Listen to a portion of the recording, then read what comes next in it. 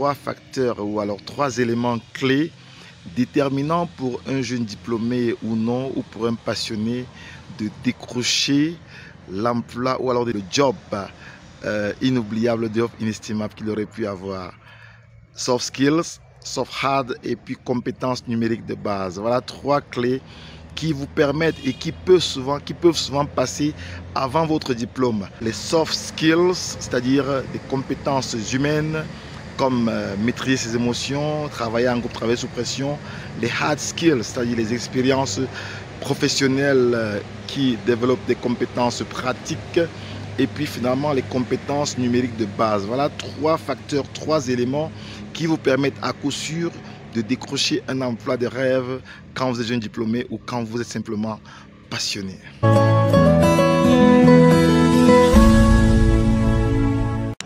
Bonjour, mon nom est Jocelyn Maglarioumi, tout petit ingénieur de télécommunications, blogueur, youtubeur, enseignant à l'UIT Fosso Victor de Banjul de l'Université de Tchang, département génie des réseaux et télécommunications et département informatique.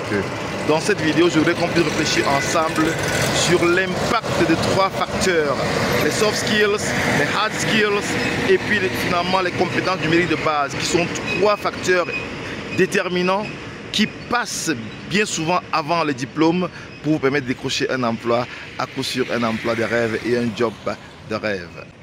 Alors, décrocher un emploi, c'est pas seulement tenir compte des diplômes ou des certifications, c'est pouvoir avoir les trois facteurs dont nous parlions précédemment.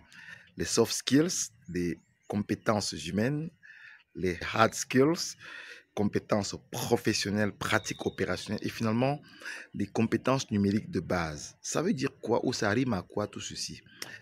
Quand vous avez un diplôme de technicien ou d'ingénieur ou de master ou un doctorat dans quelque domaine que ce soit, le tout n'est pas votre diplôme, le tout n'est pas votre certification.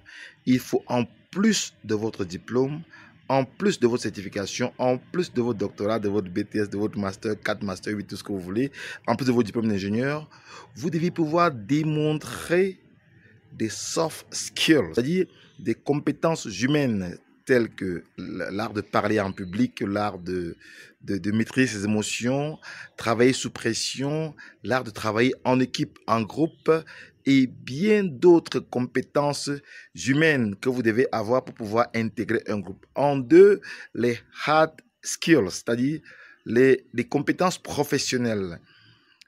La plus petite compétence qu'elle soit doit être expérimentée. Vous devez pouvoir avoir des compétences palpables, expérimentables en fonction du domaine dans lequel vous êtes. Et puis finalement, les compétences numériques de base sont sont une condition sine qua non, c'est-à-dire suffisante et nécessaire pour pouvoir postuler aujourd'hui à un emploi. Par exemple, les compétences numériques de base, savoir envoyer un email, savoir faire une recherche sur Internet, savoir utiliser Internet, savoir utiliser les réseaux sociaux, savoir au moins la base, savoir faire un post, savoir faire un article, savoir faire...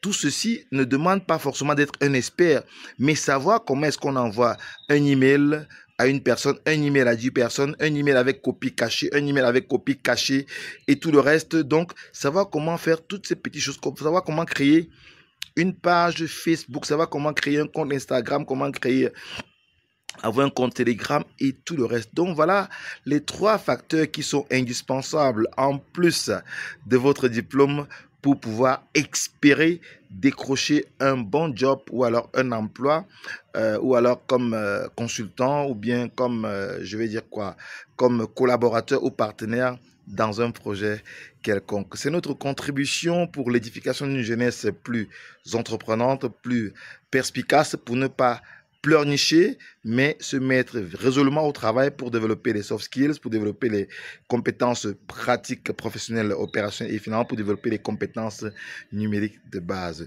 Si ces thématiques vous disent, cliquez sur le bouton en bas de cette vidéo, abonnez-vous à notre chaîne et puis finalement partagez-la pour qu'on puisse avoir un impact global. Quant à moi, je vous dis ciao, à la prochaine capsule de Cybervillage. Bye bye.